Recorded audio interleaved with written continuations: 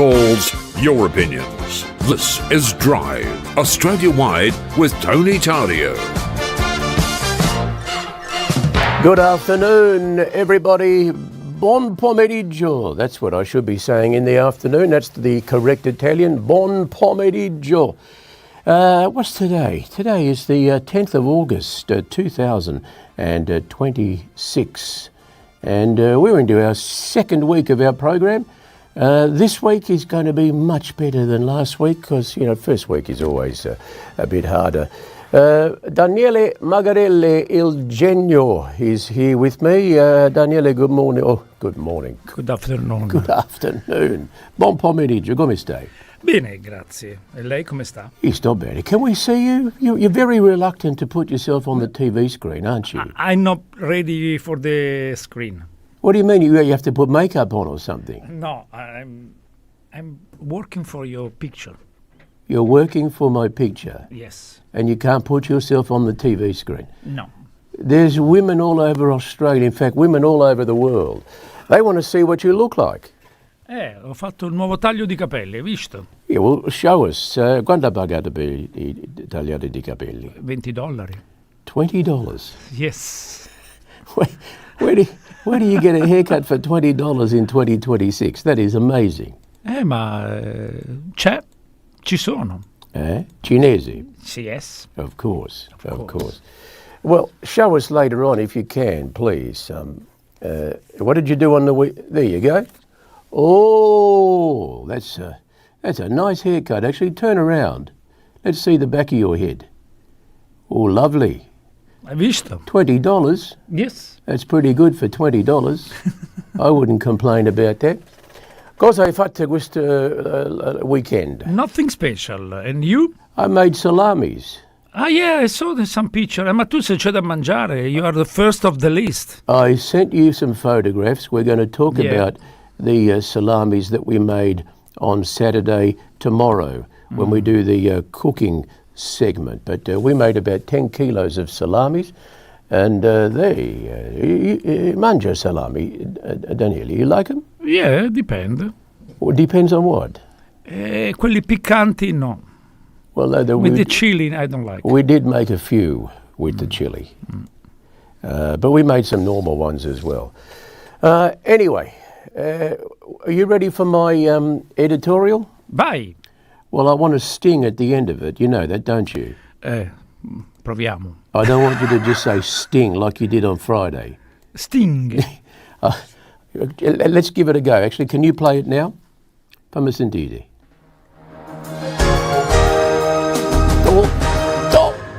That's beautiful. All right, let's go.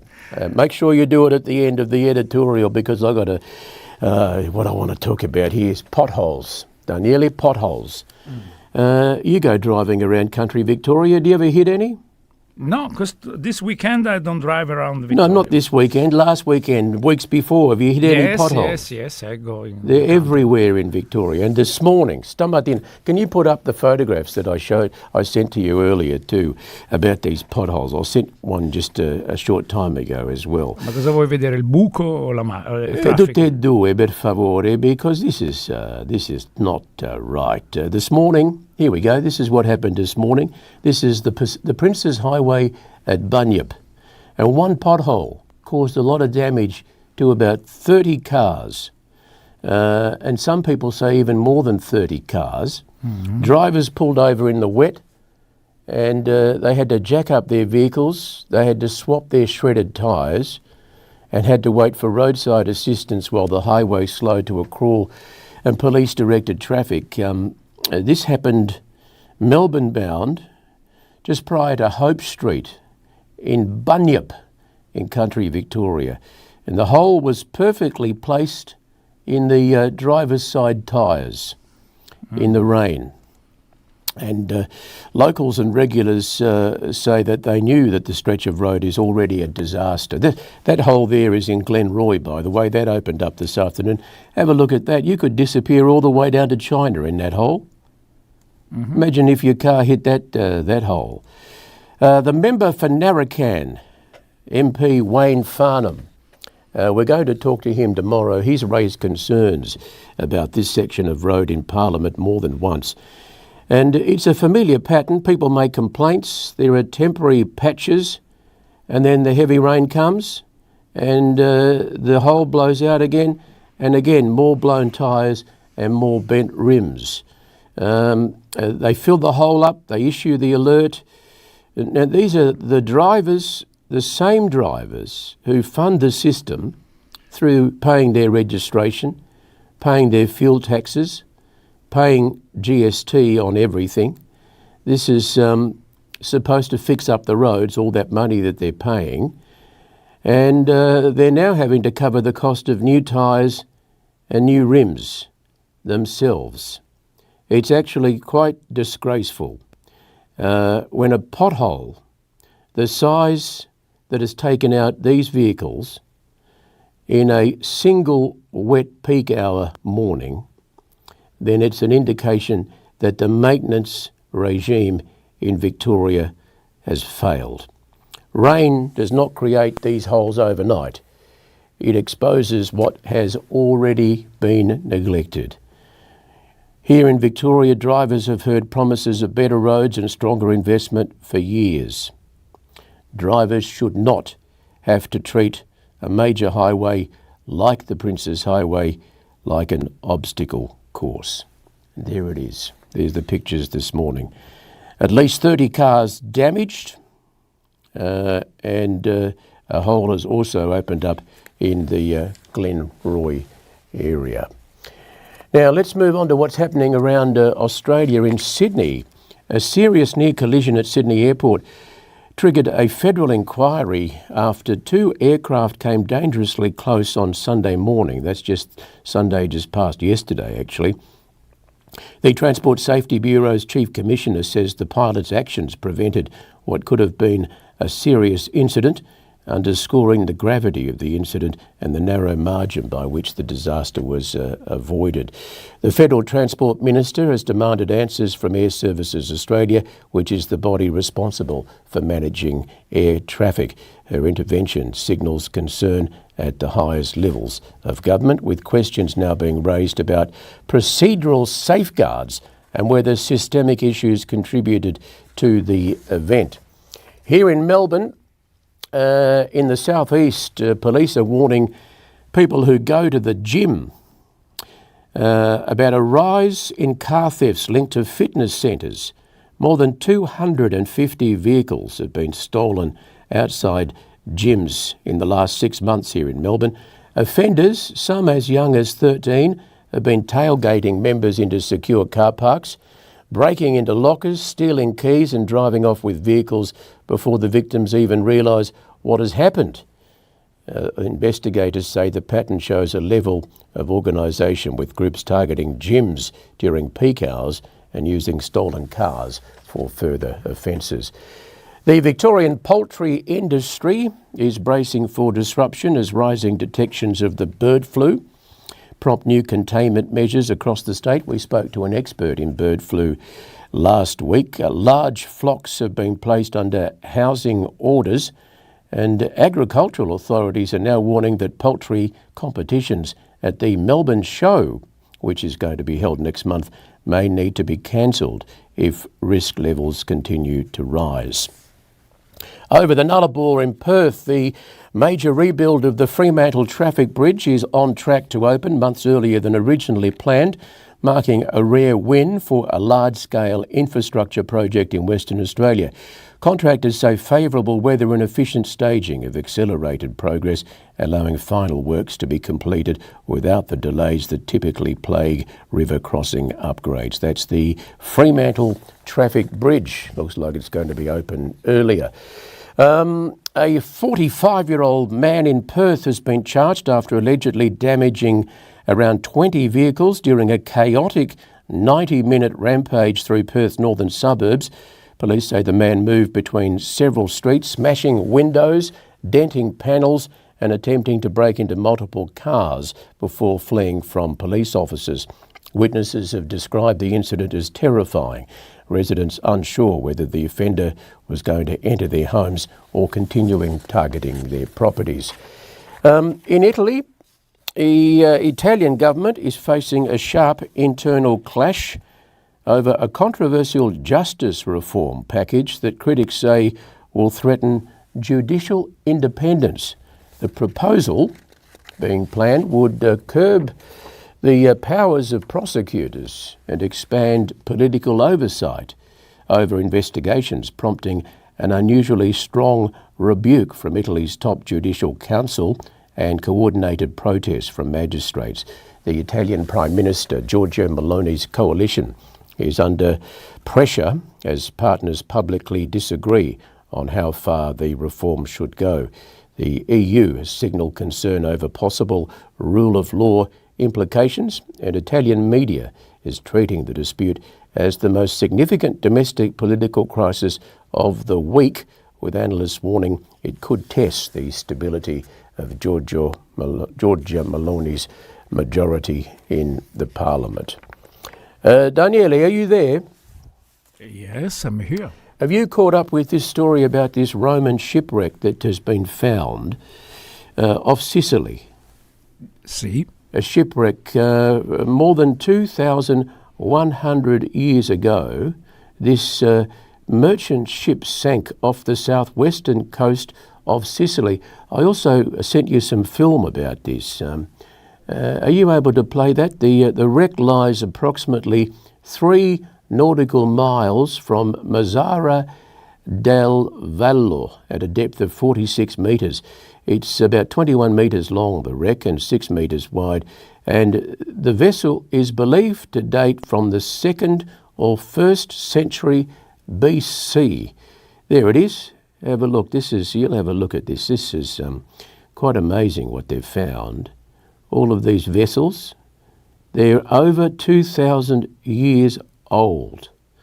I guess now they've cordoned off the area, and bit by bit they'll bring all those vessels up, and we'll have an idea of what it was like to live 2,100 years ago. It's quite amazing. Some of those vessels are made of clay, been fired in kiln. They carry wine, olive oil, and grain and other dry goods. So that'll go in some museum in Sicily, I'm sure.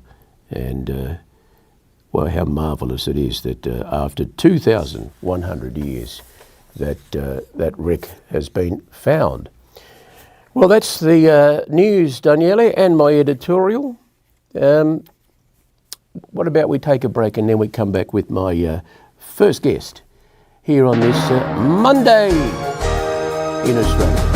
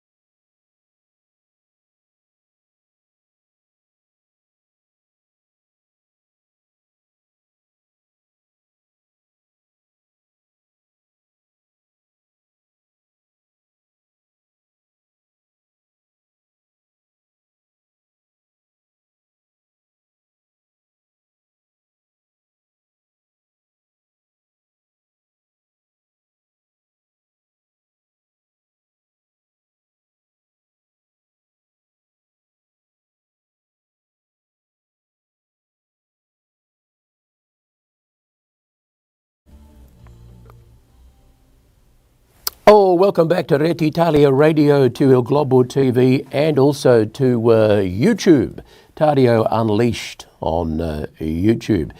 And my first guest this afternoon, I spoke to on Friday on the morning program that I do here on radio, and we had such a great chat about the migrant experience, because his family didn't have the usual migrant experience.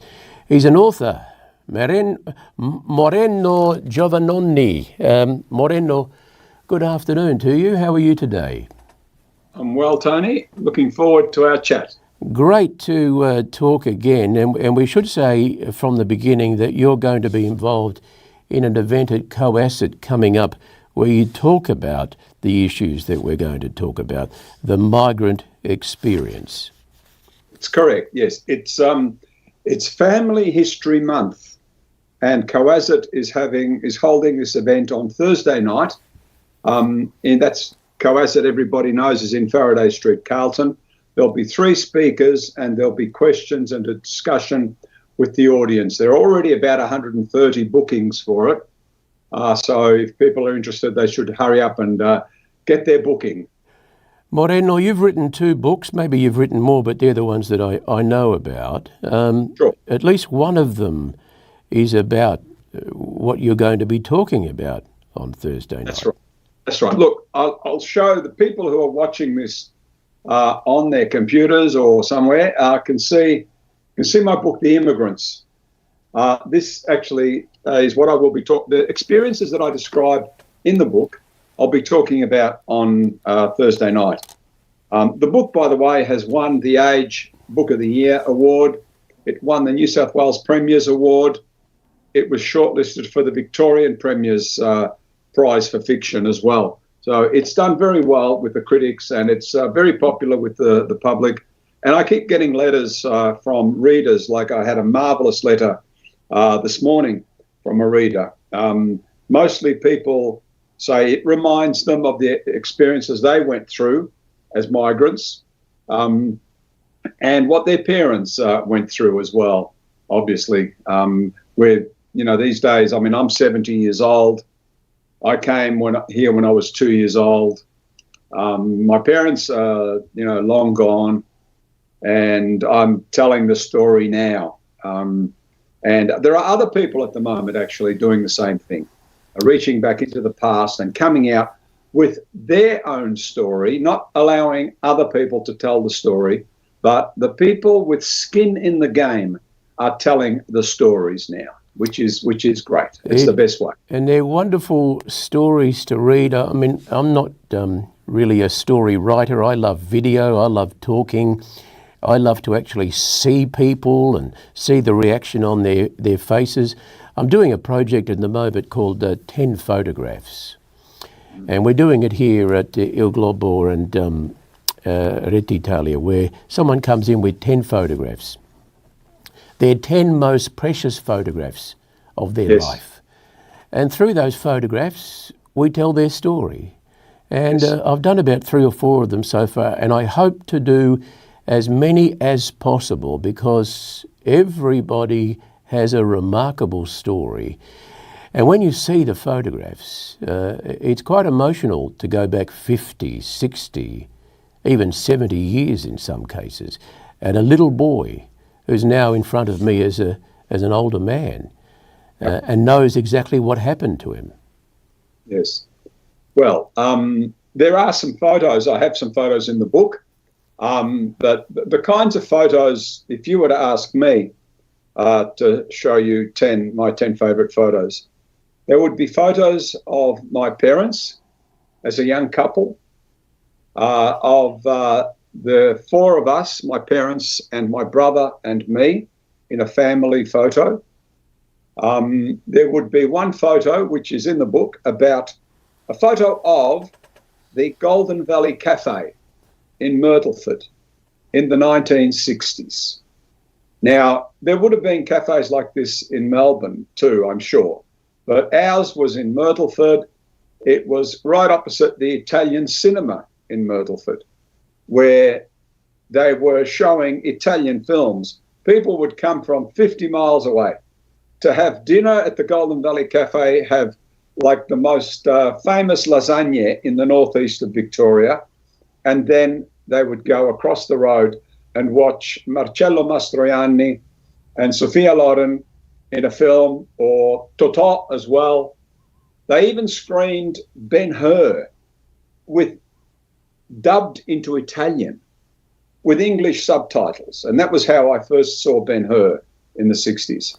The photos, the Golden Valley Cafe, tobacco growers, a photo of my dad, filthy dirty, with wearing a hanky on his head with 4 knots in the corners, which was his uniform for going out and working in the paddock in the tobacco, wearing shorts, maybe a singlet, often worked bare-chested.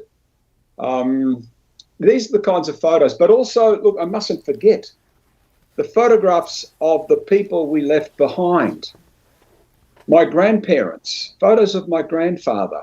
I have a favourite photo of mine, which is on one occasion when we went back to live in Italy, I was helping my grandfather, my maternal grandfather, fill sacks, Hessian sacks, bags with corn that had been drying on a small concrete patio in front of the old house, because there was always a casa vecchia.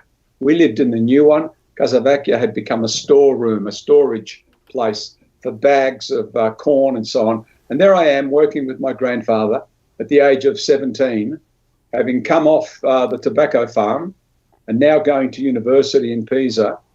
And when I wasn't at uni, I'd be helping my grandfather out.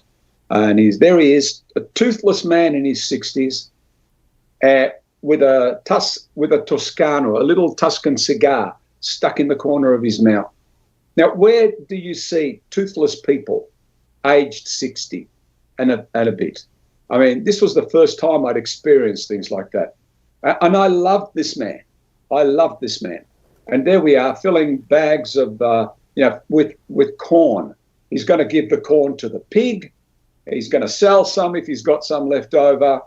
And with the cash, he might buy some cigars or even buy a pair of shoes, that kind of thing. These are some of the things we left behind. And any photos that capture that are just gold. I mean, they're absolutely gold. That sounds like a fantastic little project you're running there. That's brilliant. It's really touching. We've done about 4 of them, and everyone's different. But I mean, there's a similarity to it, I guess. I mean, there's wedding photographs and, again, photographs of parents and grandparents. But as I say, apart from that, everyone's story is different, but the same. I mean, your family came from Tuscany. That's right. What you're describing there is your grandfather. My grandparents would have been exactly the same. They're in a totally different region. Yes. They would have spoken a totally different dialect. But it was an agricultural society there as well. So they would have been very, very similar people. Moreno, when we spoke on Friday, you talked about not all migration stories are happy stories. Yep. And because I think you guys had options. See, my family didn't have options. My dad and mum came out here, they had no money, they had to stay. They had to make it work. There was no option. Once we were born, that's it. We were always going to be here. Now, I'm a grown man. I have grandchildren of my own. Australia will be our country for the foreseeable future. Yep. Your parents were restless. Yes. Look, the options, it's an interesting issue, because you're absolutely right to say that. And the point I wanted to make was, though, that everybody is different. The migrant experience of different people is unique to them, I would say. And we've often just thought of migrants as coming here for a better life, finding a better life, and being happy with that better life. Now, I decided I would try to tell a little bit of the other story. the story of the people who aren't so happy. Because I saw my own parents. My mother was homesick all her migrant life. She was homesick. My dad was also a bit unsettled in that way, but maybe not as much as my mum. But because he was in charge, he came to Australia. He didn't want my mother to come. But a year later, she followed with me. After 11 years, we all went back because that was the plan, to go back to Italy, having made some money, saved up, go back to Italy, build a house, put money in the bank, and then, settle back into life in Italy. And they failed at it. But they failed miserably. The first time they thought, well, we'll go back to Australia, grow some more tobacco. And in doing this, they're taking me back and my brother. We go to school. We come back to Australia. Then they send me back to university. They come over as well. And again, after I've been there 2.5 years, they're there for a year. They realise they can't do it. And there's no plan B. And they came back. They came back here. My mum would have been happy to stay there. I was settling in, and so was my brother. We would have been happy to stay there because life wasn't bad. People lived in houses. People had cars. People went to the beach for a month in summer. We never did that here. People lived in their own community, spoke their own language. But because of this, the plans, what was going on in their heads when they first came here, they just weren't able to settle back in Italy. And even my dad, well, even he, who was probably happier than my mum to be here, he would ask me, I think I probably mentioned this to you, in the last 2 or 3 years of his life, he would ask me whether he was 89. He died a few months after turning 89. He asked me over and over whether he had done the right thing in coming to Australia. And of course I would say yes. I'm not going to say to him, "Oh, you stupid old man, you made a mistake." No, I will say, of course you did. Look, my brother and I are well off. We've got our families, we've got our houses, we've got work, and everything is fine. But nevertheless, he had his doubts. He had his doubts. And the point, look, I think the point here is that we should listen to the different stories that people have. That they're not all happy little migrants. They're not all, looking for a better life and finding it. A lot of them didn't find a better life, and yet they stuck it out. Quite a few went back. We don't usually think that about 30% of Italians who came here went back to Italy. 30%. That's not a bad number. So there was something missing here. There was something missing, and they went back to Italy to find it. And probably not all of them found it there as well. When we spoke on Friday, I think we touched on what you thought was missing here in Australia. And for you, It was that sense of powerful community. Yes. This was this was probably the main thing. I was living when I went back the second time on my own, waiting for my parents to arrive. I lived with my grandparents, my mother's mother and father, the man that I'm filling sacks of corn for in front of the old house. I would walk out the front door, and I'd be in a little square, little piazza, and next to my grandparents' house is Lili with Giovanni and Rinaldo, they're her sons, and Il Moro. Okay, and they live there. And then there's Bao, who lives around the corner. And mind you, everybody's called Giovannoni, like us. Because at some stage we were all related, but now we're not anymore, And there are people in the square hanging around. They've come back from work or they're about to leave. There are little scooters, there are cars, and I meet a friend, we hop on his scooter and we ride into town and we sit in the big piazza in Lucca and watch girls go by. Or we go to the pictures. I don't have to ring them up to see if they're home. Can I drop in? No. I walk over to their house. I open the door and walk in. If they're having dinner, I have to stay to eat. If it's afternoon, they'll make me a coffee and I have to stay and chat. There's always somebody there to talk to me and make me feel at home. And from there, we used to go upstairs in the old house and play Monopoly. There were 5 or 6 boys and girls who would play Monopoly in the evenings up in the attic of my mother's old house. That sense of community, people coming back from the fields with a cart pulled by a cow. There was still 2 people who had this cow and cart business instead of little tractors and trailers. They'd be coming up at sunset, coming up from the fields. There were people moving around, working in the fields. You'd see them from a distance, people working in vineyards and olive groves, and busy little place. Children coming back from school on the school bus. There was one street in this village, and that came down from the hill, turned a corner, and disappeared around the other corner. And that was the street, basically. That was the village. And the kids would jump off out of the bus. In the morning, we'd come by and pick them up.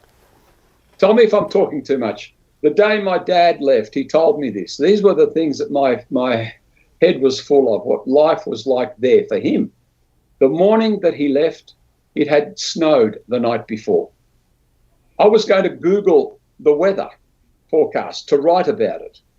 And I thought, no, I'm going to ring my dad. I'm going to ask him, what was the weather like the day he left?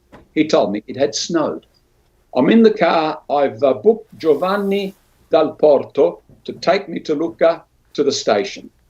We're climbing out of the village. It's very slippery. The road is icy. It never snows in San Ginese, so he never forgot this. And here's the milkman with his donkey. The milkman is leading a donkey up this very slippery road. And the donkey, because it's icy, is sliding around all over the place. He can't keep his footing. And the milkman his name was Albo. He looks at my dad in the car and waves and says, Ugo, buona fortuna. Because he knows.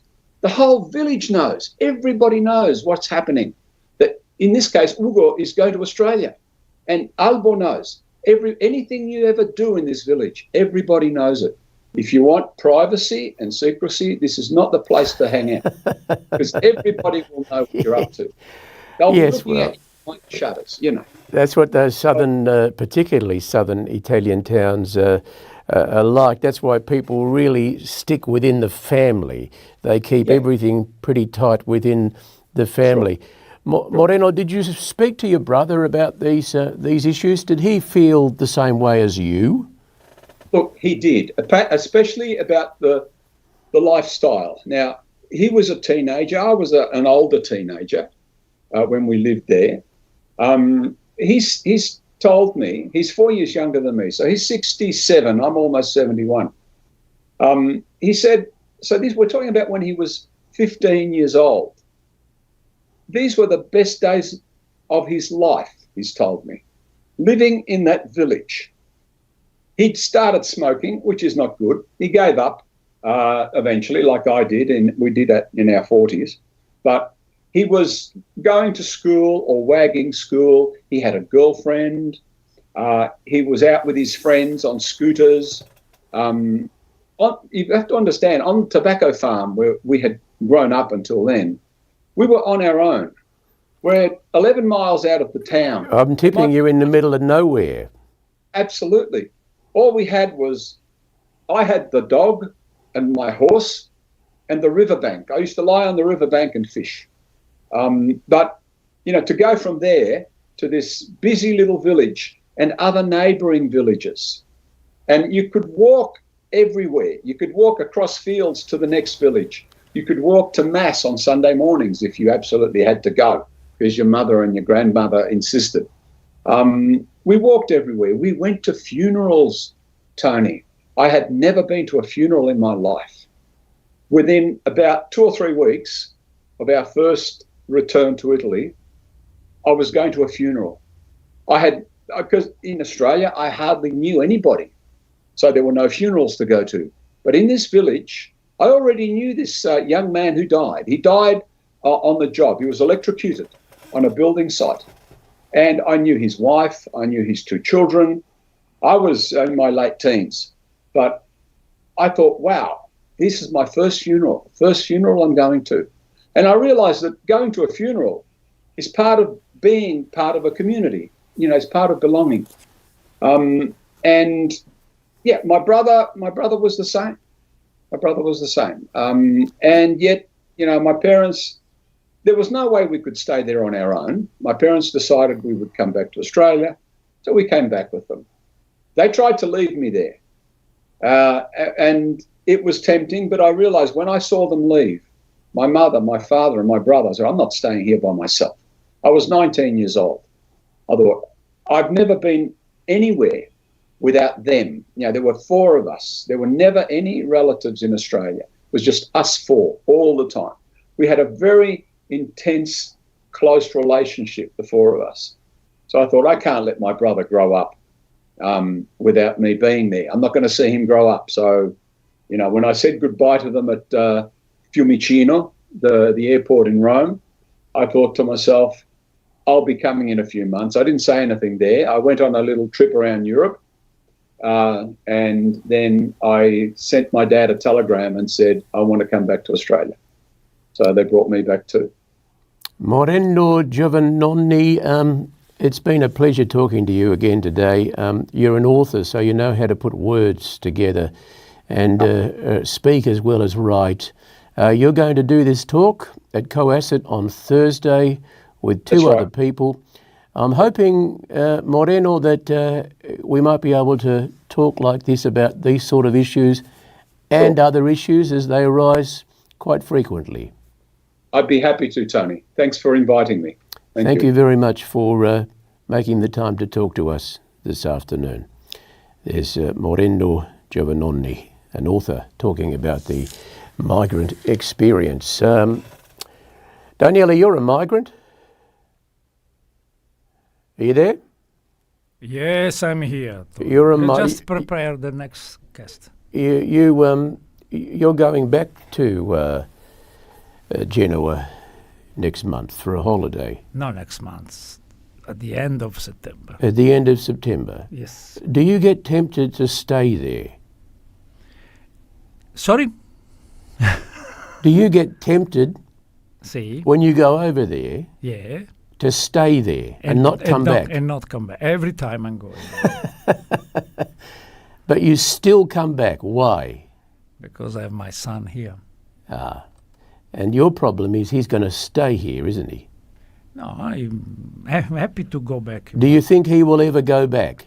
Yes. Your son? Mm-hmm. Do you think your son will go back? No, my son, the Australian one, he don't want to. That's what I'm asking. So at some stage you have to say, well, I'm going to have to leave him behind and I'm going to go to Italy and I'm going to see my days out in Italy. Mm-hmm. Do you think you can do that? Yep. I probably am going up and down. Up and down. You're going to be restless like everybody else who has options. Next guest is ready. We're ready. Let's go to the next guest. Okay, my next guest is a man steeped in radio and media knowledge. His name is Steve Ahern. I think he's the founder, owner and operator of the website Radio Info.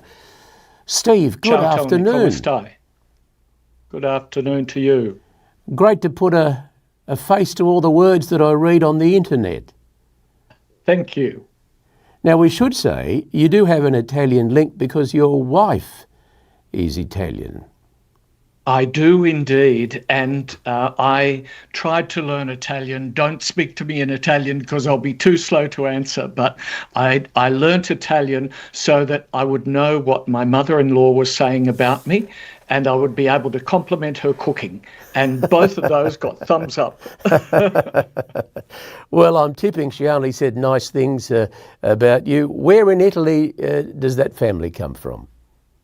from Bologna in the north, beautiful part. My mother-in-law says that the cuisine is special and they invented it, and then they taught the French how to cook the beautiful cuisine. So they claim a lot of credit for a whole lot of things. And of course, that part of Italy in the north was, in some periods of history, French and Swiss and whatever, they were taken over many times, and culture and cooking and language all merged in that northern sophisticated part of Italy.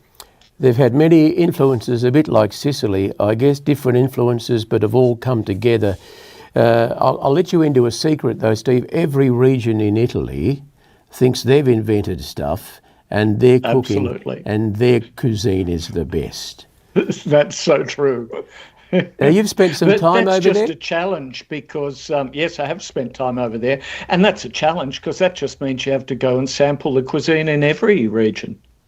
Well, absolutely. And you know what? It's magnificent everywhere. You can't really say this is better than the other because it's of a high standard wherever you go. So you have spent some time in Bologna and yes. travelled around Italy?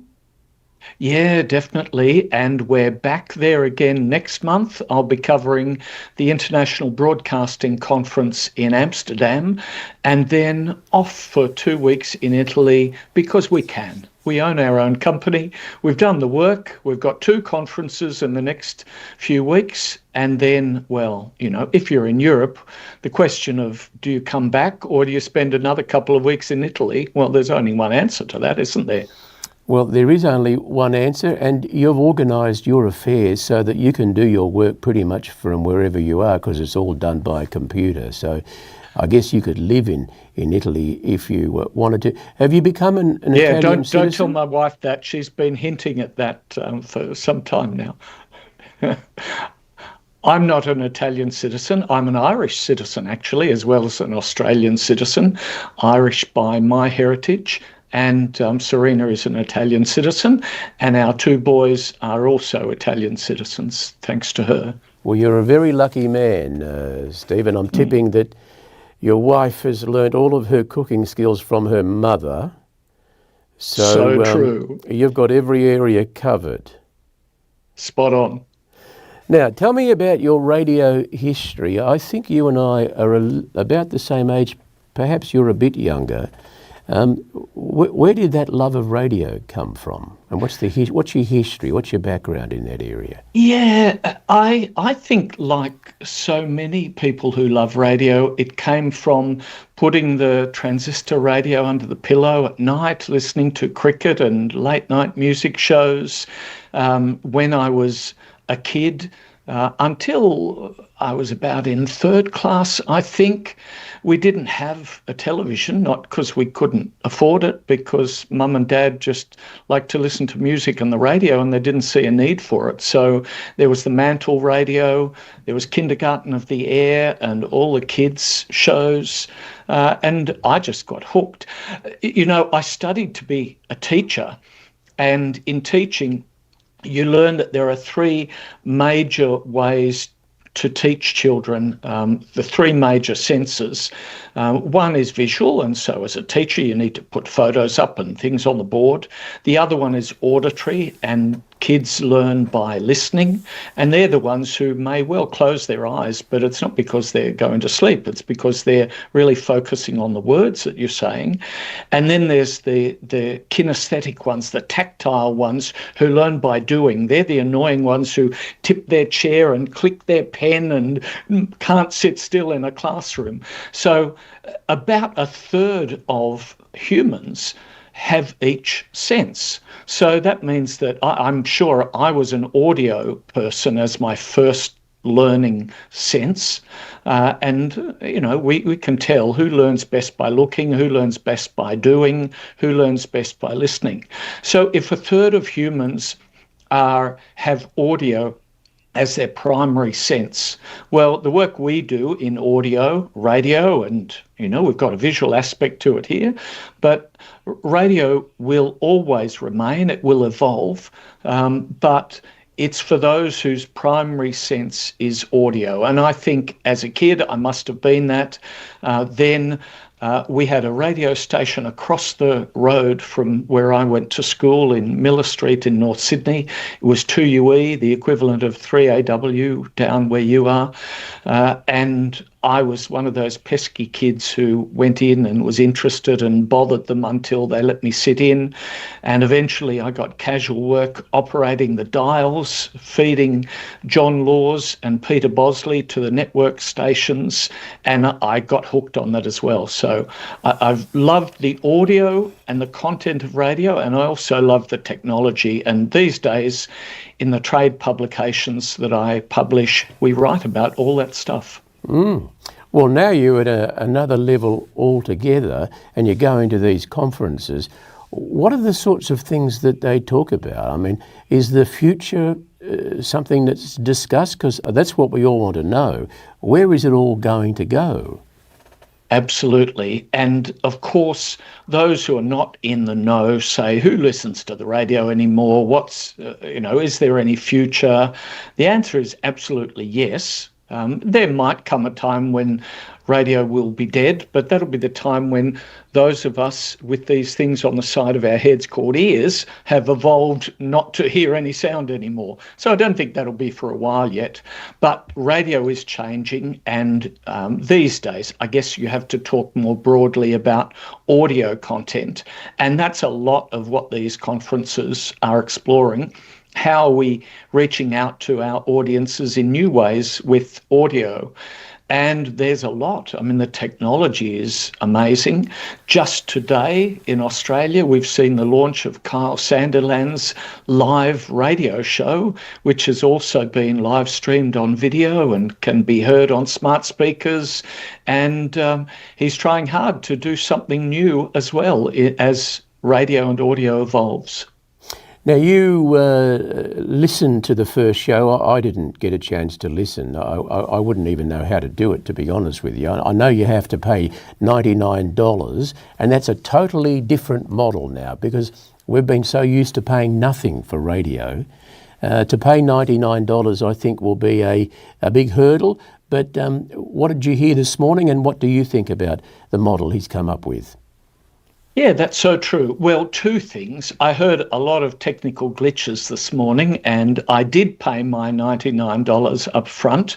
If the technical glitches continue for days and weeks, I'll be asking for a refund.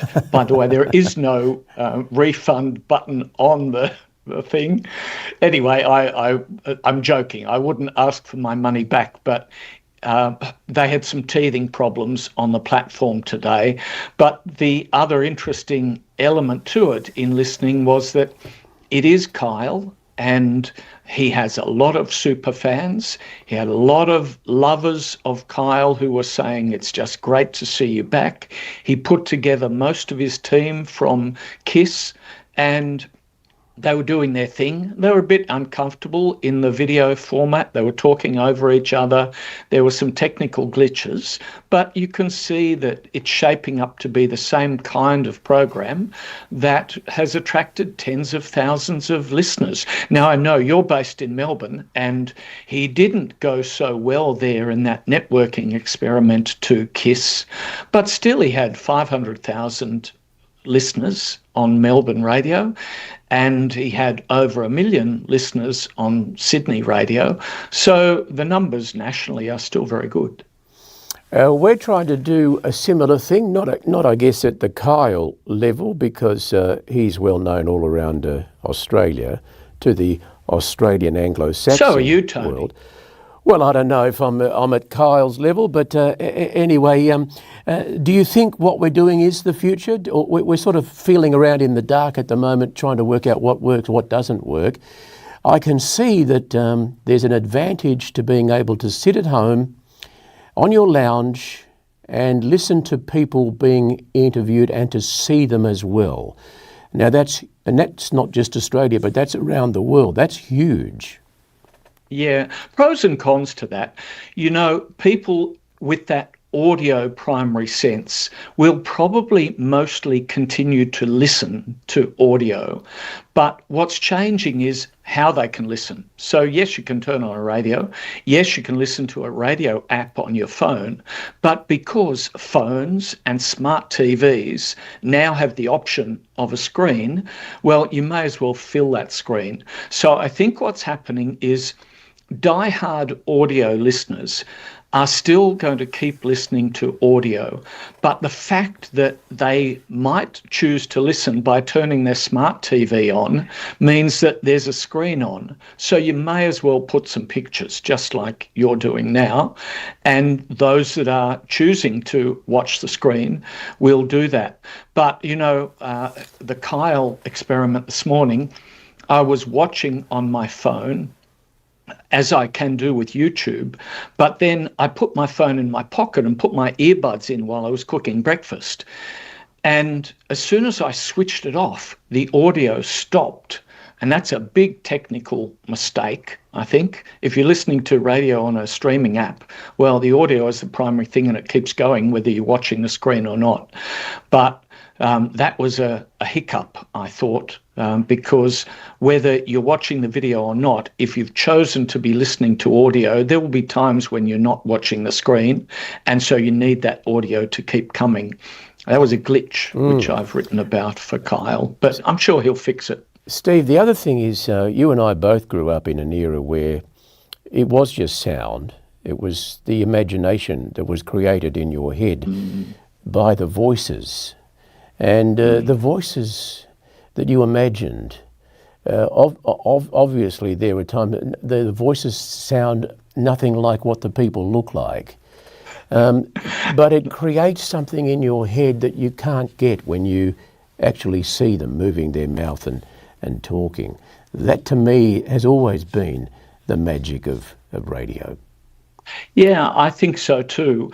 And of course, as radio announcers, you soon learn that when people picture you, you're always taller, darker and handsomer than you are in reality. And sometimes they get disappointed. Not you, of course, Tony, but in my case, perhaps.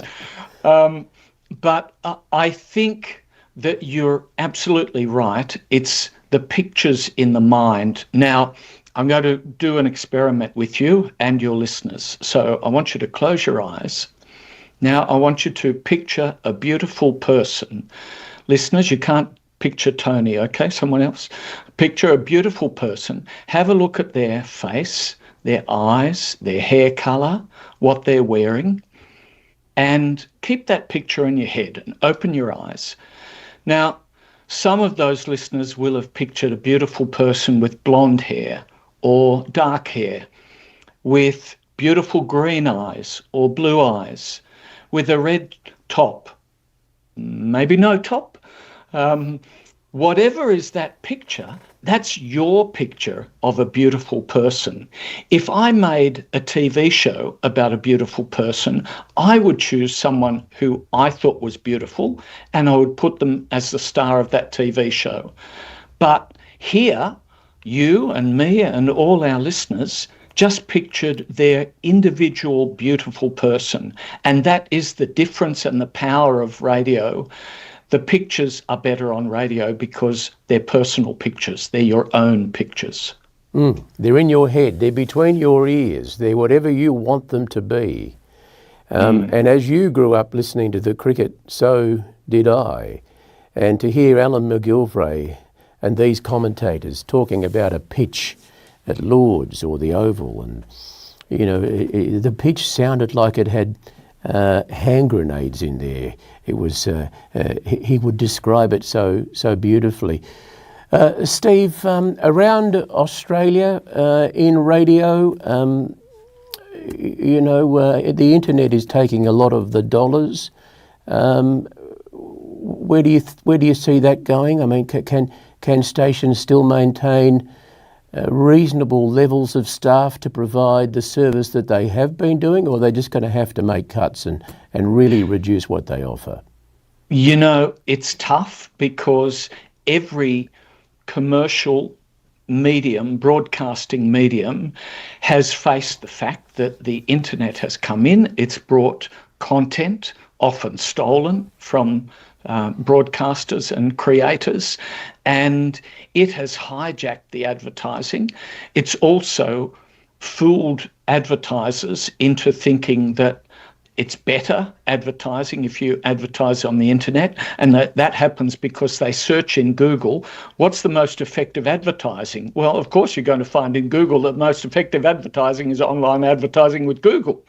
So, there's a bit of a hoax being perpetrated, which has siphoned a lot of broadcast advertising to the internet medium. It's not to say it's not effective, it is, but it's not as effective as they claim. But the reality is that all over the world, lots of advertising that used to go to broadcast radio and television and newspapers is going to the internet, and more so now with AI, because AI is just sucking up all the content we produce and putting it back to people without acknowledgement of the original source. So yes, it's tough and it's a fight. And those of us in radio, like our colleagues in television and newspapers, have to keep reminding advertisers that we have huge audiences, we are influential, and they've got to spend money there. So unfortunately, around Australia, especially in regional areas, the money is not so much there and things are tightening up. I'm on a crusade to get that money back to broadcast radio. Well, Steve, I'm hoping that after this initial interview that we've done, you'll agree to come on here regularly. We can talk about these issues and other things as well, because you travel the world, you know what's going on out there in broadcast and in radio, attending all these conferences, tapping into it. So we'd love to hear your thoughts on all sorts of issues. Radio Info is your website, www.radioinfo.com. How long have you been running that for? Yep. It's 30 years of Radio Info this year, and I started it off in raw HTML, and now, of course, hopefully it's a more sophisticated trade publication for radio. Well, I'd love to talk to you anytime from anywhere in the world. Well, you've done amazingly well for a young kid who grew up living opposite to UE in Sydney, and helping John Laws and all those big names in radio. Thank you very much for taking the time to talk to us this afternoon. And thanks for your time, Tony. It's Steve Ahern. He's from radioinfo.com. And it's if you love radio or you love the media, or you want to know what's going on around the place, that's a great website to go to. Let's take a break. We're 1 hour into our program. We've got another hour to go. We've got a marvellous guest coming up after 5 o'clock. But we'll take a break and then we'll come back shortly.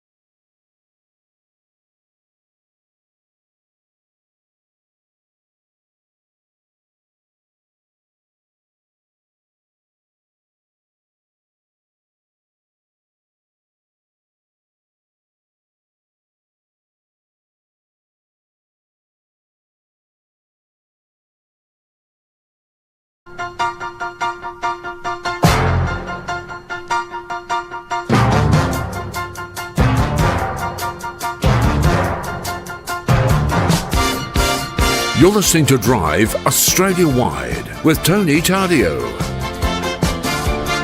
Bentornati qui a Rete Italia questo lunedì pomeriggio, this Monday afternoon. Yes, I'm Tony Tardio. Thank you, Craig Willis, for the wonderful voiceover. I'm here with Daniele Margarelli. Daniele, can you show yourself again, please? Perché devo farmi vedere? I want people to see you. I'm going to make you a big star on this program. Ma io non sono una big star. You are a big star. I'm not a big star. La signora sta ridendo. He's so shy. There he is. Now, our next guest is a former... beautiful woman. She's a lovely lady. She's lovely inside and outside. She's a former Miss Australia, I think. She's done many things. There she is there, Beverly Pinder. AM, is it? AM? OAM. OAM. That's even bigger than AM, isn't it? The lowest rung. No, community. Oh, community. Hello, everyone. Beverly, thank you for agreeing to come on. Antonio, Miss Universo Australia. Miss Universe Australia. 1978. 1978. And you haven't changed at all since then. I don't think so.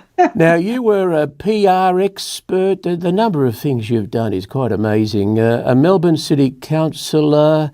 You've written books about your life. Quite a remarkable life for a girl born in Sri Lanka. Well, it was Ceylon when I was born in that country. Yep. It assumed the name of Sri Lanka, which is actually a Sinhalese word for Ceylon.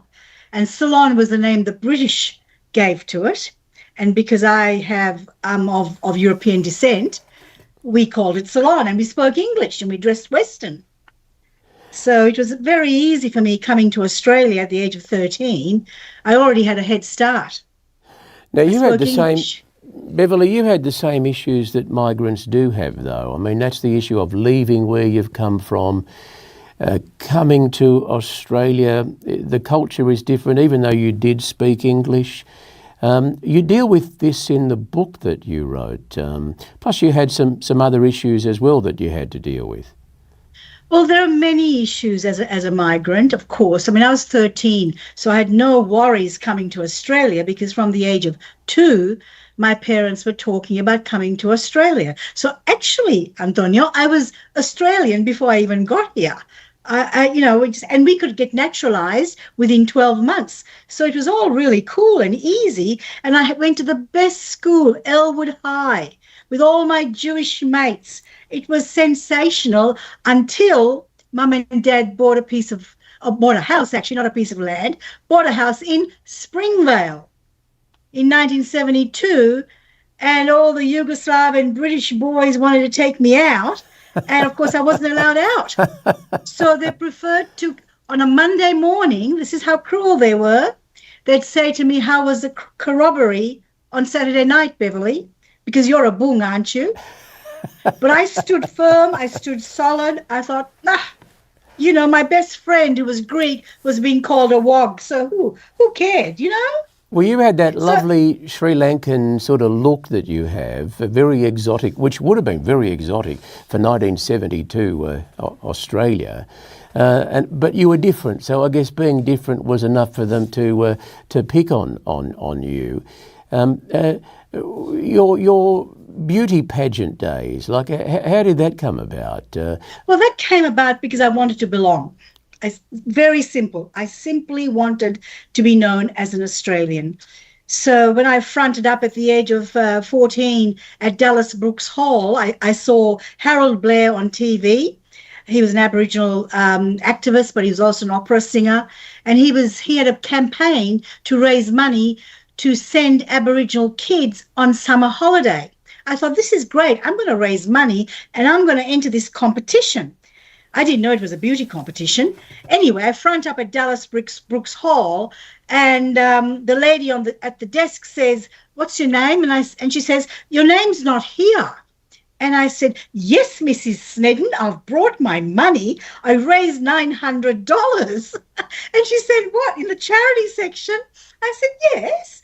And she said, oh, I've got to put you in the beauty section as well. And I won it.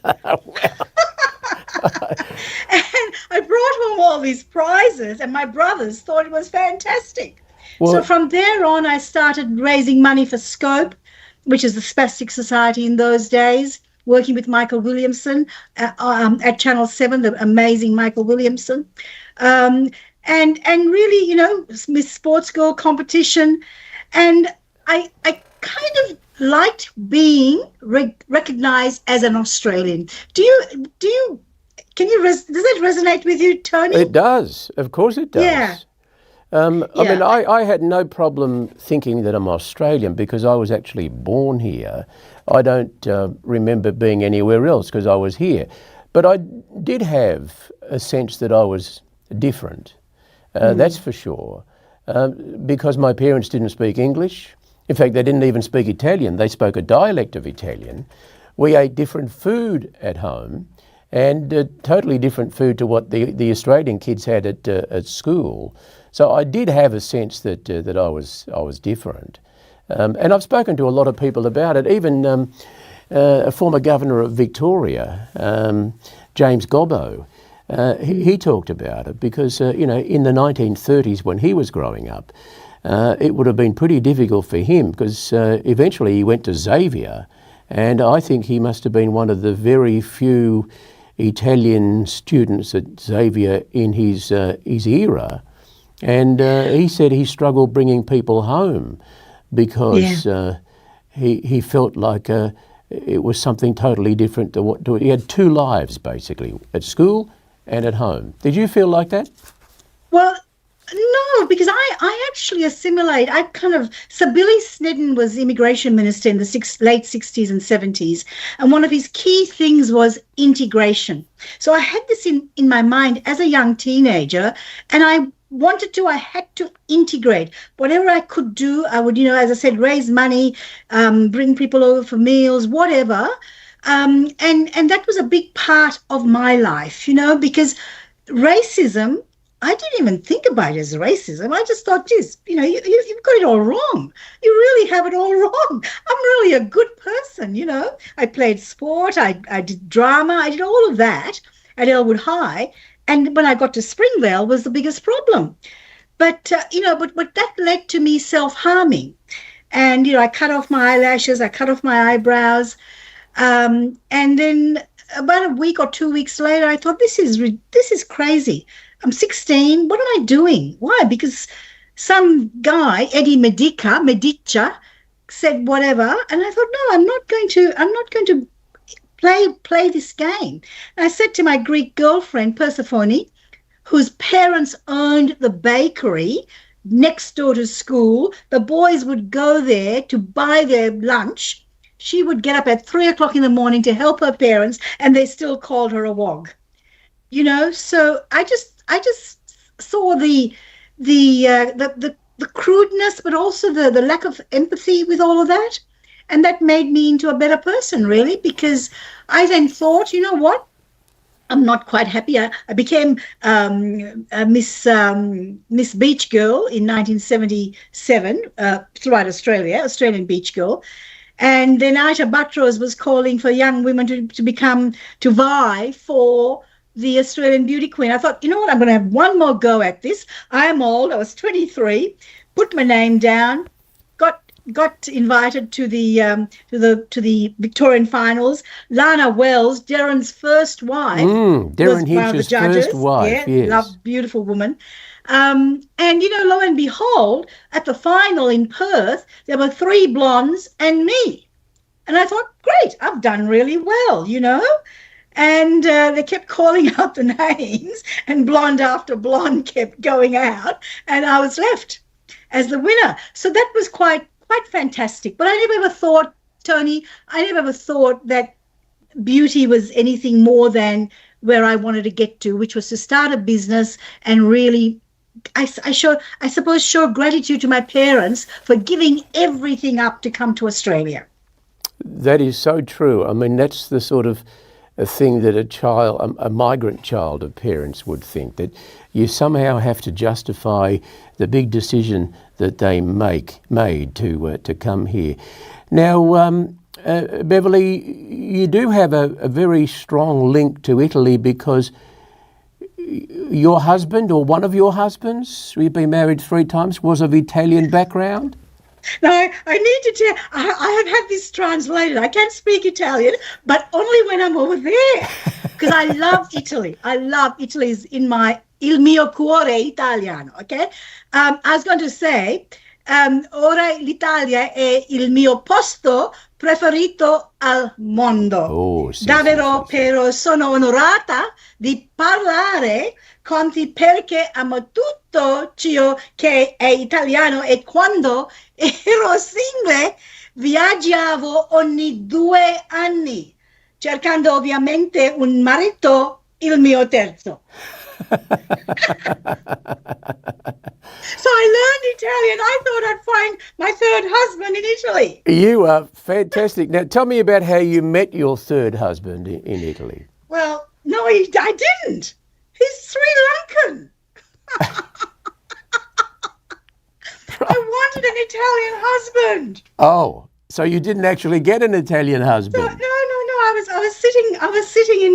I went to Tropea to study Italian. Tropea in Calabria. Most wonderful place. Most beautiful. wonderful place. And I'm sitting there with all these 30-somethings. I was 50-something, I think. And I said to the girls, there's all these beautiful boys, young boys. Go on, you should, introduce yourselves and try and go out tonight. And they'd say to me, well, what are you going to do? And I'd look around and I'd say, I think I've got my Papa di Zucchero. not my sugar pope, my sugar daddy. But I love Italy. I love Italian. I come alive even more in Italy. I've been everywhere. Every 2 years I used to travel. And I have a lot of Italian friends. I have the Italianos as my friend. Well, Italy, I tell people, Beverly, there is Italy and there's every other country below Italy, just for pure culture, for pure history, for architecture, for food, for the way of life that they have. It's just a most remarkable place. And you've had a remarkable life. You went on from your beauty pageant days to start a PR company. Tell the story about Richard Branson, because you were a PR person. You did a job for Richard Branson where it involved an elephant of some sort. What happened was, remember David Wong Emporium? Yes. In Burke Street. So Mr. Wong died, but Mrs. Wong calls me in. I was doing their PR, and she said, Beverly, we're leasing the building. And I said, oh, and you want PR? And she said, yes, man from London wants PR. I said, the man from London? Who is this man?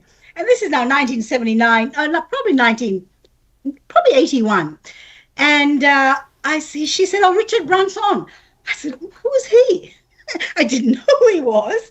Anyway, I was walking out the store, the big shop in Burke Street, and there was a porcelain elephant. I thought, I'm going to get the man from London to ride an elephant down Burke Street, because you could do it in those days. You can't today. So met Richard at the tram stop. Richard, what are you doing? On the elephant. He was actually at the top of Burke Street.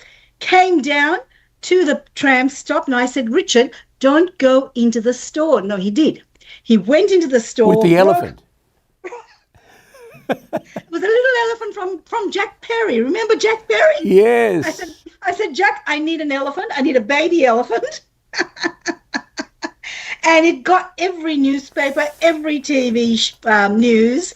And unbeknown to me, maybe I injected Richard with all this craziness. Who knows? Well, he went on to... Because he'd opened the first Virgin megastore in Melbourne there. Well, and then he went on to do stunts all over the world like that. Now, Beverly, Correct. I should also say that as a Melbourne City councillor, which you were for some years, you were also involved in the Italian festa that would be held in Lygon Street. I worked very closely with the chamber, Italian Chamber of Commerce and Industry, and was a big advocate for the Italian Festa. Big advocate, and in fact, I also worked with the Italian Precinct Association, which was to promote Lygon Street and get Carlton happening. Sadly, we saw some bad times soon after I left. Bad meaning, decline in patronage and all of that. But nonetheless, I was with Tony Di Domenico and people like that. I actually promoted and advocated for Italians at town hall, much more than the Greeks. Well, we should get you in touch with Carlton Inc. right now, because I think they need your help, because Lygon Street is not a patch on what it used to be, and it does need a bit of zest and a bit of your special, I guess, brain power and your ability to think outside of the square. We're watching the Spanish Steps at the moment, Beverly. I don't know why, but it looks beautiful. It's early morning over there in Rome, and I would just love to sit there and watch people go by. I'd love to sit there with you and an Aperol in my hand and just kind of, people watch. Exactly. That is the place to do it. Beverly Pinder, not OAM, it's AM, isn't it? OAM. OAM. It's been a delight. Do you think that whenever I ring you up and I say, Beverly, I would like you to come on and talk to us Italians, you would do it? I'd love to. Lovely. Well, I look forward to that. You're a wonderful lady. I got to know you even more in the last couple of weeks following the death of our friend Darren Hinch, who I know you had a big connection with. You got a million stories. Since the age of 19. Yeah, I think. Can I tell you a quick yarn, or have we got time? Yeah, we've got time. Yarn? Yes. So I my first job was at immigration department, and I came out of my cubicle, and I saw Darren walk past, and I said to my team, who interviewed Darren? And they said, one girl said, I did. I said, well, what did you tell him? How long would it take? 4 months. I said, that was Darren Hinch. You don't tell Darren Hinch it would take 4 months to become naturalised. I raced after him through the front doors. I was on the ground floor. His Rolls Royce was parked. I jumped into the Rolls Royce. I said, Mr. Hinch, I can do it for you in 4 weeks. And there started a wonderful friendship. Well, there's the difference between you and all of the other people that you worked with at the immigration department. So true. And I think that story sums up everything about you. Beverly Pinder, thank you very much for talking to us. Thank you, Tony. Afternoon. What a wonderful lady, Beverly Pinder. OAM, Daniele, do we go to the next guest, or because there's two of them, or do we have a break? Let's take a break.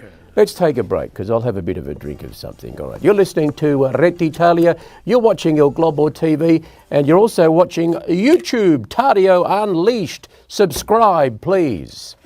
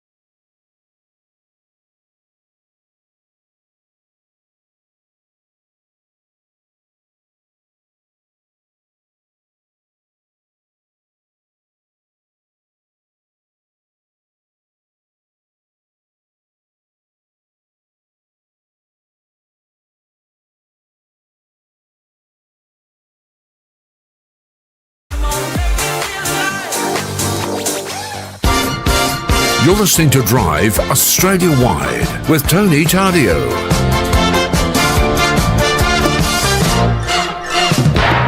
My next guests are making their second appearance on this program, and after a marvellous appearance last week, we had hundreds and hundreds of people wanting them to come back on.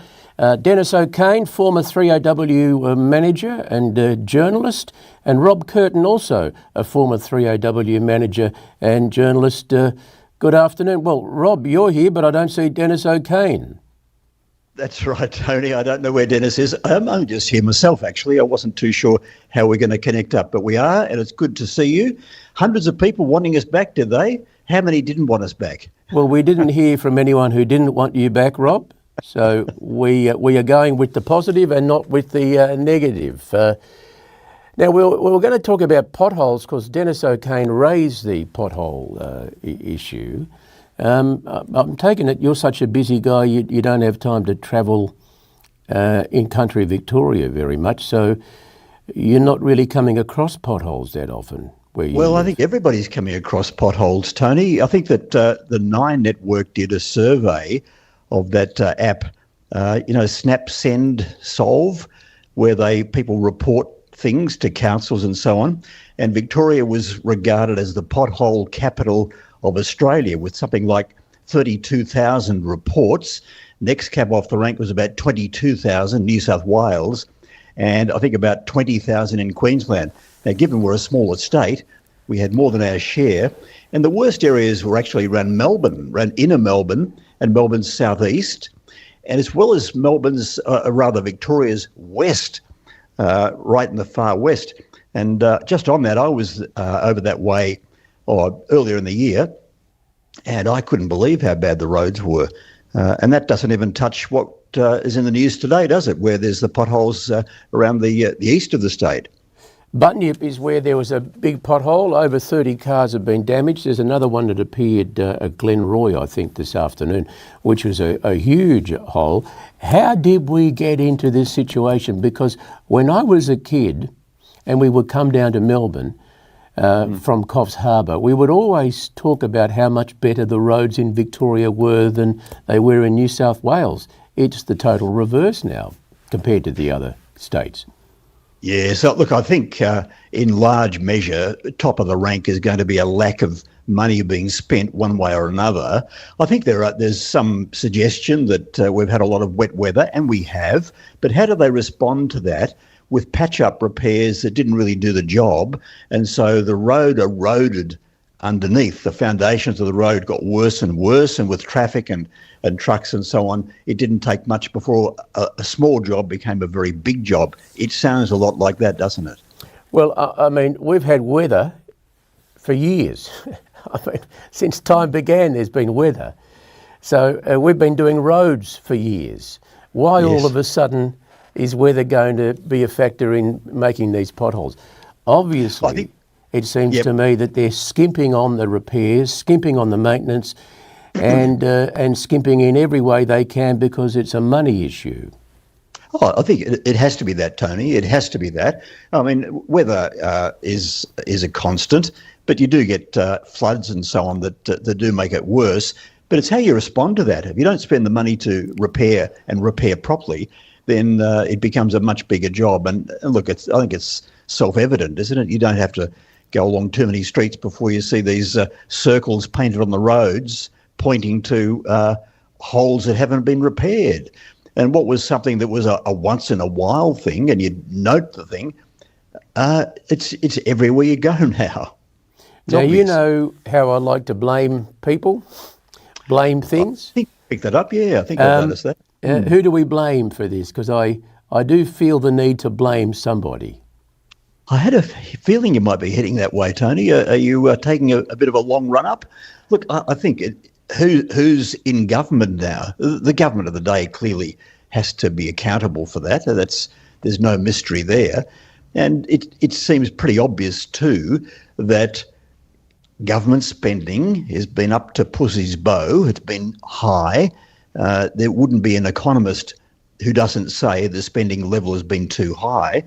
And they're not immune to that. They have found ways to cut back. and none of the ways are good. So it's pretty clear that there's been that not enough work's been done.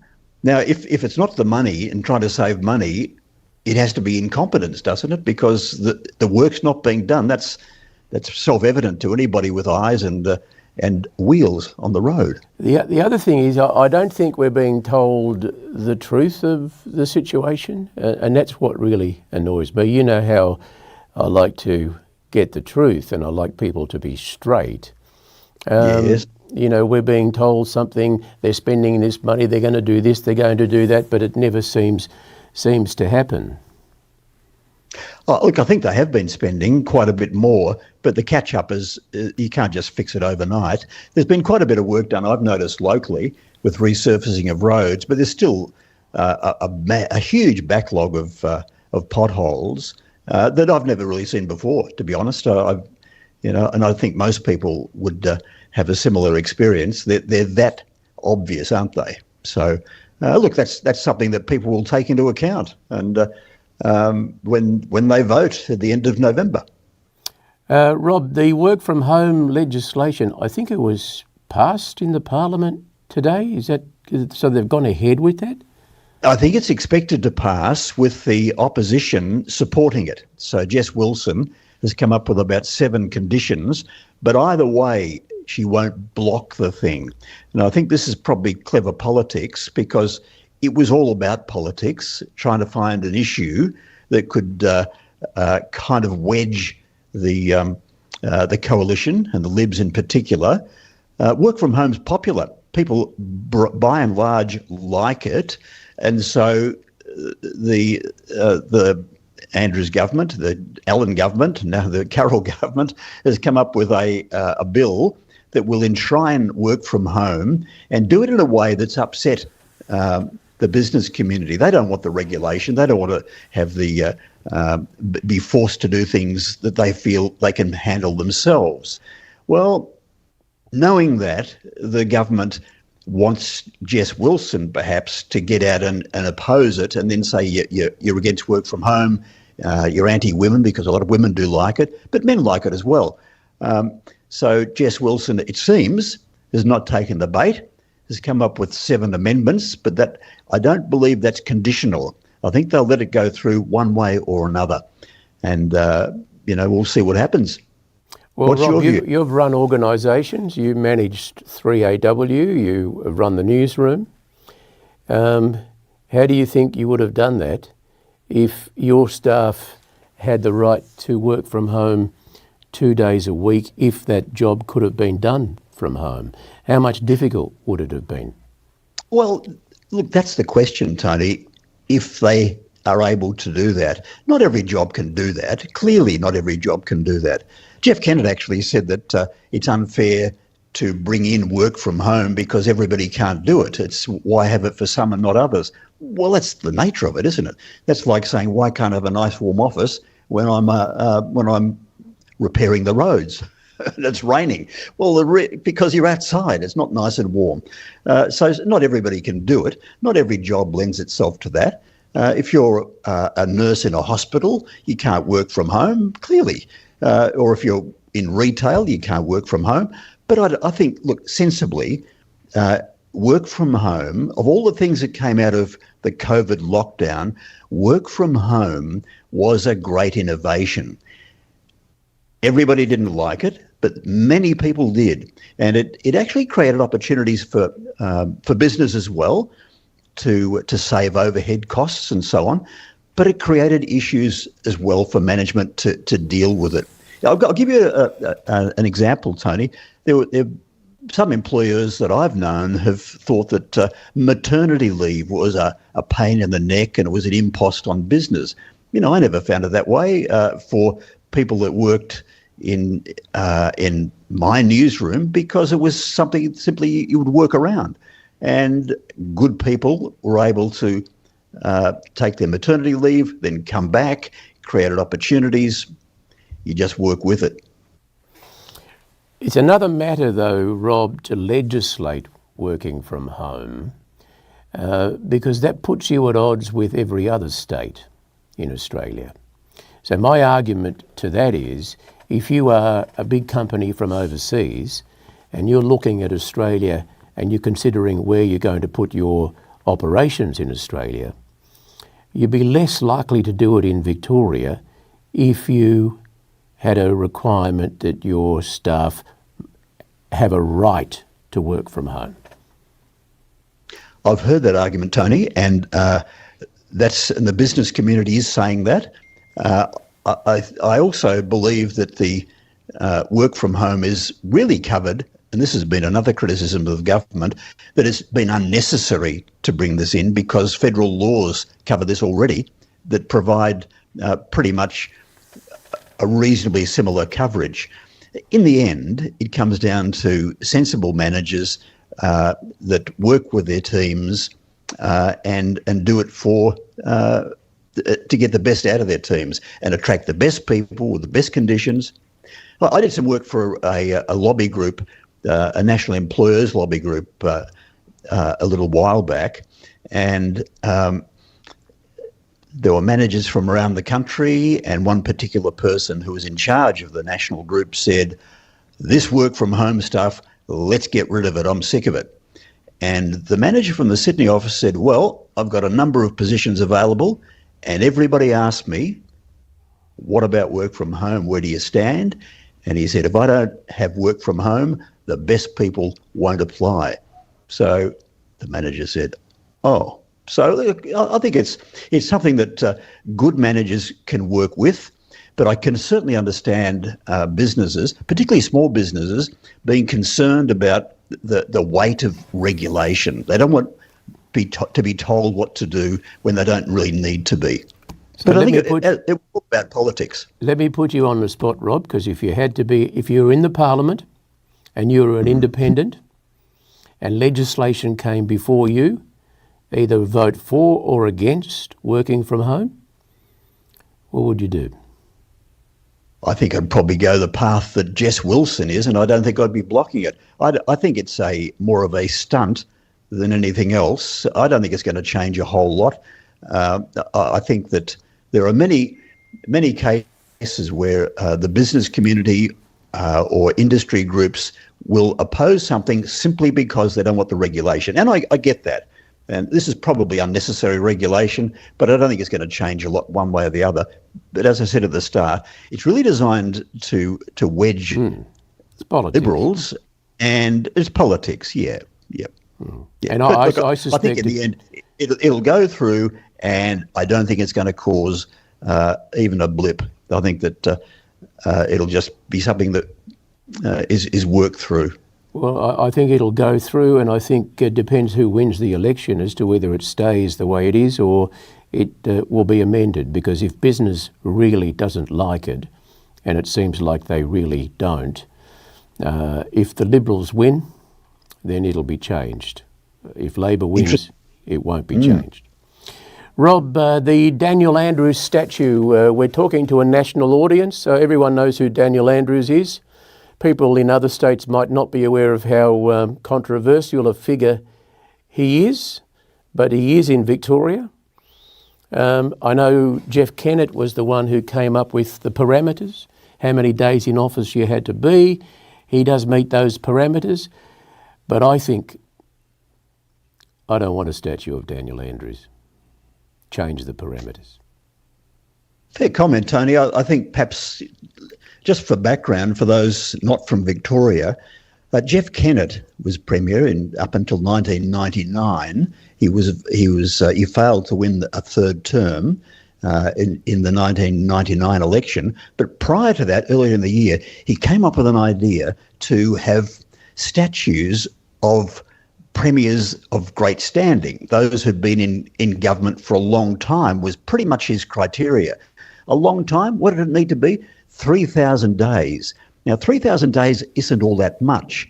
It means you needed to win 2 terms plus a little bit more. So if Jeff Kennett had have won that third term, there would have been a statue of Jeff. What do you know? But there wasn't. He lost the election in a surprise, and there are therefore 4 statues. These statues are in the Treasury Gardens, which surround the state parliament in Victoria. There are 4. One for Sir Henry Bolte, who was Premier for 17 years. One for Albert Dunstan, a country party Premier, who was Premier for 10 years. One for Dick Hamer, another Liberal who succeeded Henry Bolte.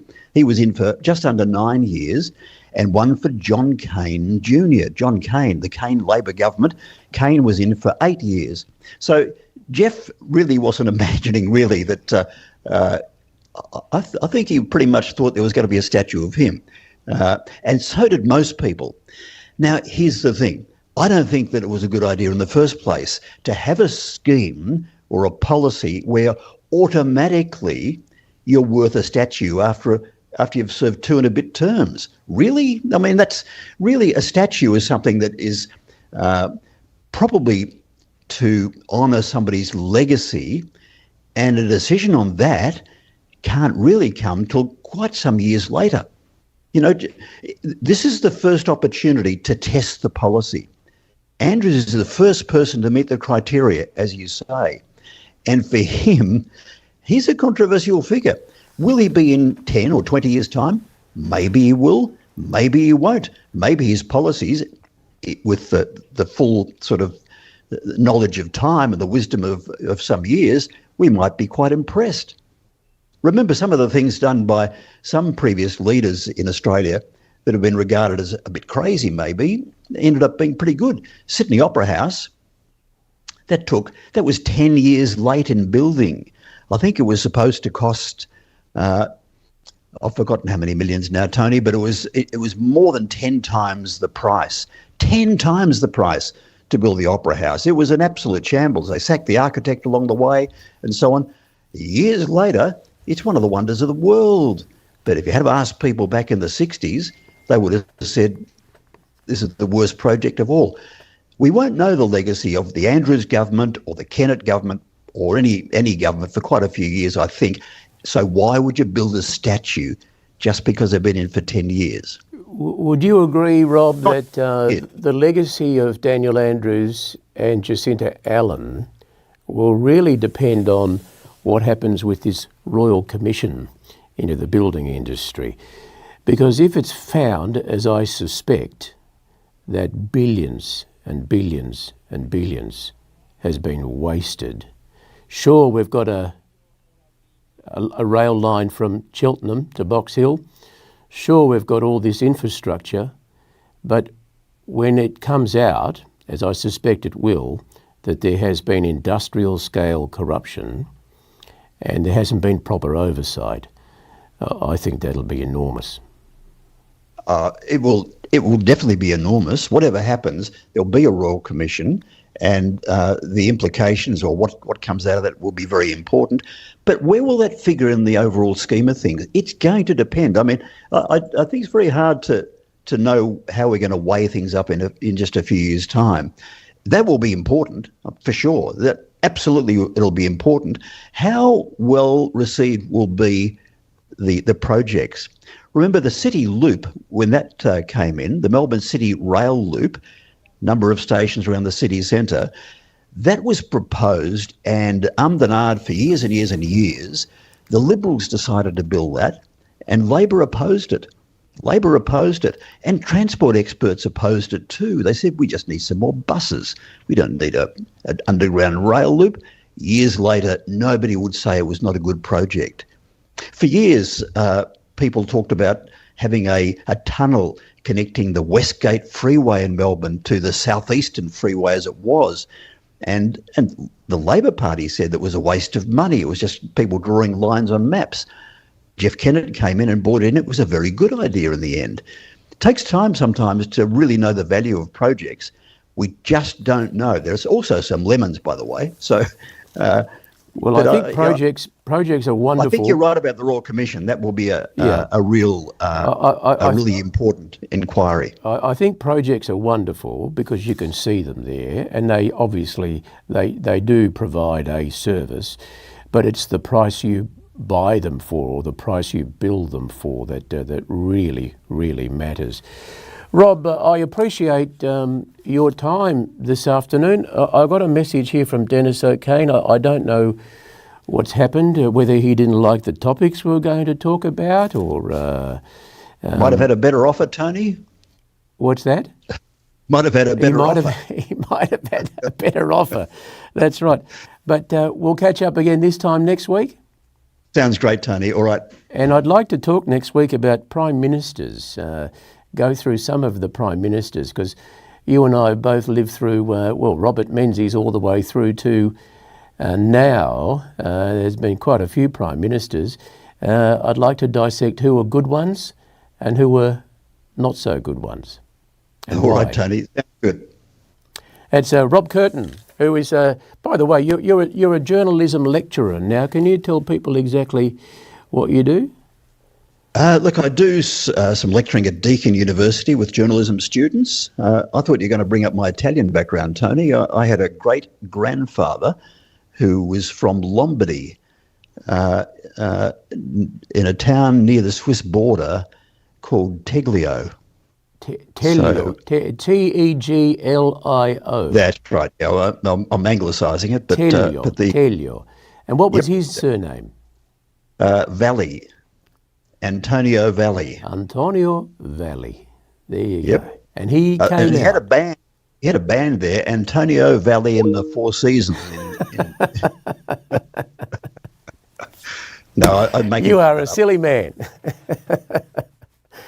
Thank you very much. That's Rob Curtin. Let's take a break and then we'll come back with more. You're listening to Rete Italia radio all around Australia.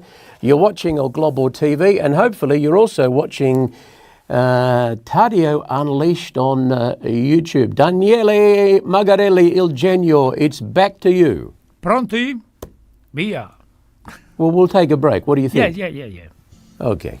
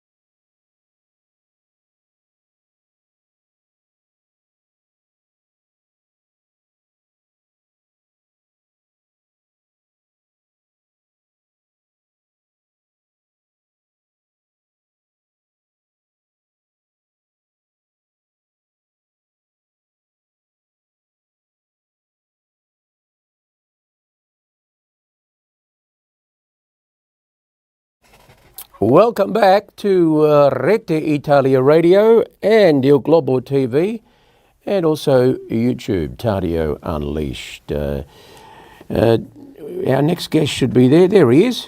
We can see him today. The finance guru Tony, himself. And I'm right here live with you. No worries about that. Where do we speak to you from, Scott Hayward?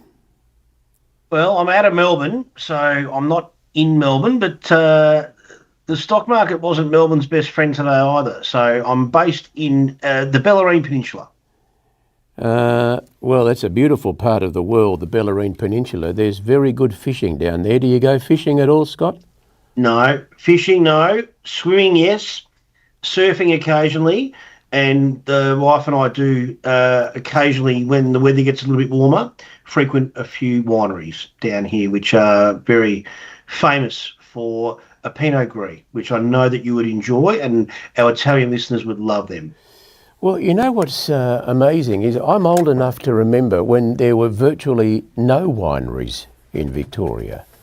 In the 60s and in the 70s, there were no wineries. No one grew any olives as well. This has all happened in the last 45 years, really. And the Bellarine Peninsula, where you're talking about, for people in other states, it's southwest of Melbourne, near the Geelong area. Beautiful. Yeah, half an hour from Geelong. It's the surf coast. It's famous for Bells Beach. So we're half an hour from Bells Beach. Yeah. So that's where the flagship of Torquay is, and we're a little bit away from that. But I tell you what's a little bit off. I must admit this, Tony, and we did discuss it last week.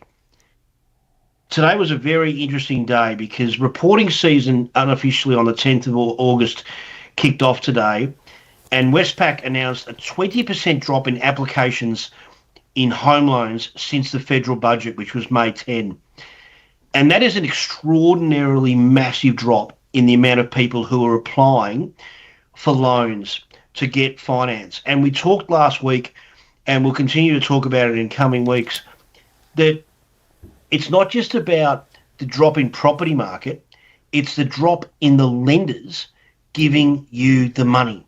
Now, not everyone, and I know your Italian background, you love bricks and mortar, you love cash, we know that we love that. That's the cycle of the Italians, right? However, Australians, especially first home buyers, they're broke. They've got no money. They're hanging on to their job by a thread in most cases. And what we've seen today from Westpac, and the three of the big four banks will report this week, is that they're not giving out any money. And a 20% drop in applications for home loans is an extraordinary shift in the way that the property market will determine itself coming into Australia's biggest property experience, which starts on the 1st of September when most people sell their property in spring. Scott, I want to get it clear. There's been a drop in applications or a drop in banks giving out the money. So they're getting applications, but they're not meeting the parameters. Double banger, Tony. So the drop in applications means that people haven't got the confidence to say, I want to borrow $500,000 or $1 million. So they're not applying, or they're concerned that they might not get approved. That's factor one. Factor two that you just touched on is correct, that they're simply worried that if they do apply, they'll get rejected. And the other factor that takes place in the property market is that if you don't get that lending leverage, then you're in big trouble because you have to get pre-approved for finance before you buy a property. So people simply aren't buying. Clearance rates. This time a year ago across Australia, Tony, 72.9% clearance rate. Across Australia yesterday, according to National Property News, 48.4%. If you put your house on the market on the weekend across Brisbane, Sydney, Perth, Adelaide, Melbourne, 50-50 that you'd sell it. Now, that's not because buyers aren't there.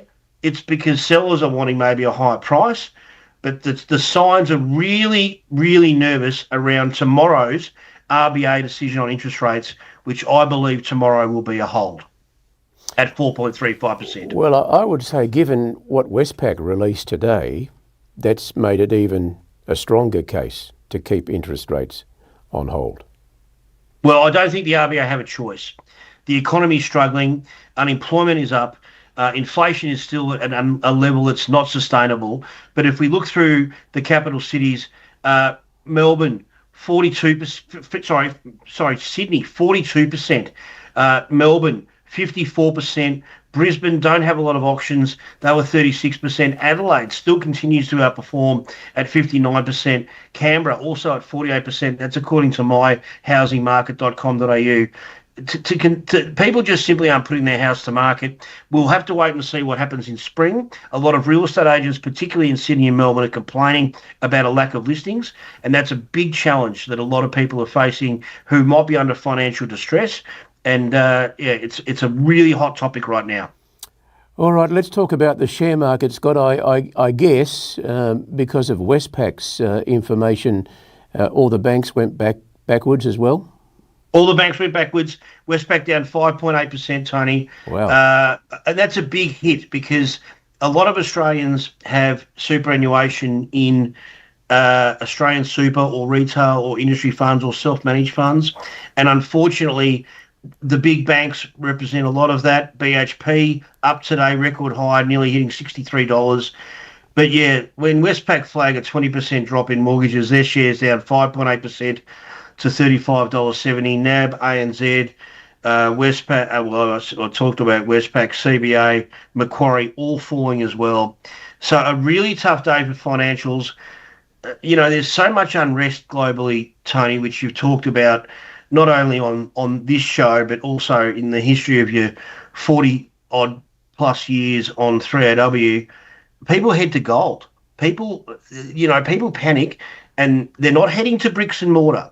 And this is going to be something I want to talk to you about in coming weeks and months, about a trend in your audience, because normally people head to bricks and mortar, but with so much uncertainty about Airbnbs, rental properties, capital gain tax, changes to gearing, I just don't see the appetite for Melbourne property. I don't see the appetite for Sydney property, and I don't see the appetite for Brisbane property. And there's so many changes that are also taking place on stamp duty in relation to discretionary trusts, which we might touch on next week. But I really feel as though people are heading to safer assets, and BHP is probably one of the safer assets that people feel comfortable in buying on the stock market right now, away from the banks. Scott, do you think, because the federal government's trying to give the impression that this is exactly what is happening is exactly what they plan to happen? You think that? Do you buy that? Do you think? No. No, they've made a mistake. The federal government's made a mistake, and state governments are making mistakes as well, Tony. I feel as though we haven't got enough builders, and even though there's changes to immigration, we haven't got enough people to build the houses. We haven't got enough qualified carpenters. We haven't got enough qualified builders. And then, as you said last week, you made it very, very clear on this show, it's cost $800,000, not including land, to build a house. That includes all your materials, all the tradies, blue scope steel, you name it, all the carpenters, everything to get a house built. And that is too expensive for a first homeowner.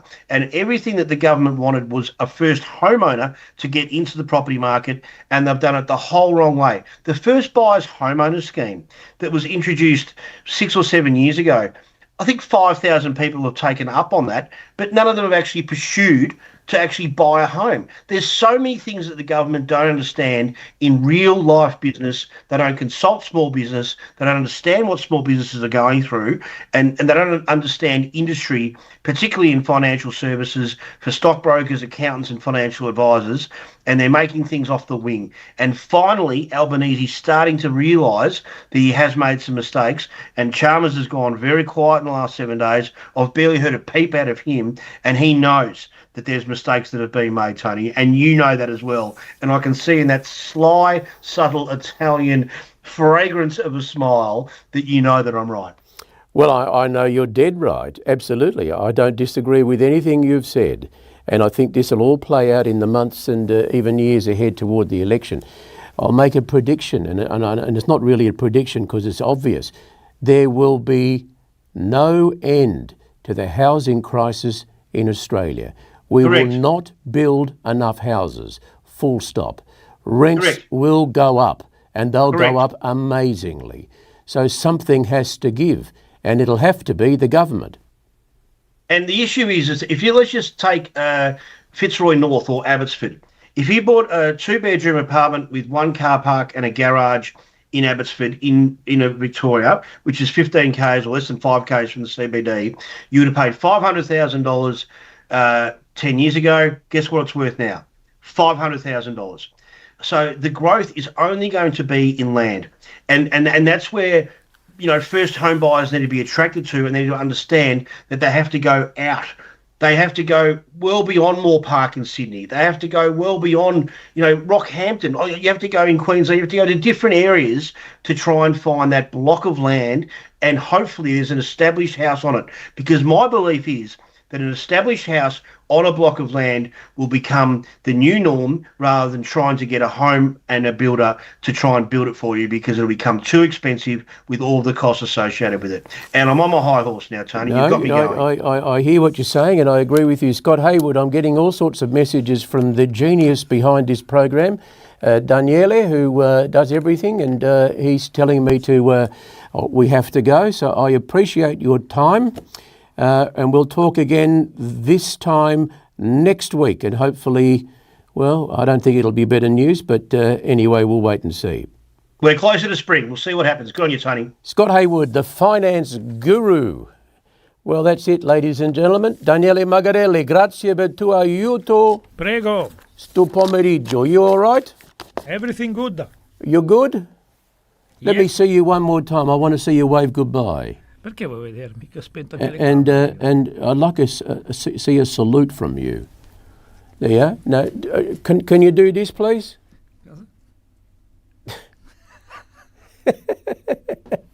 Ciao. We'll see you next, tomorrow, actually, at 4 o'clock. That's right. Not next week. Tomorrow. Arrivato. Ciao.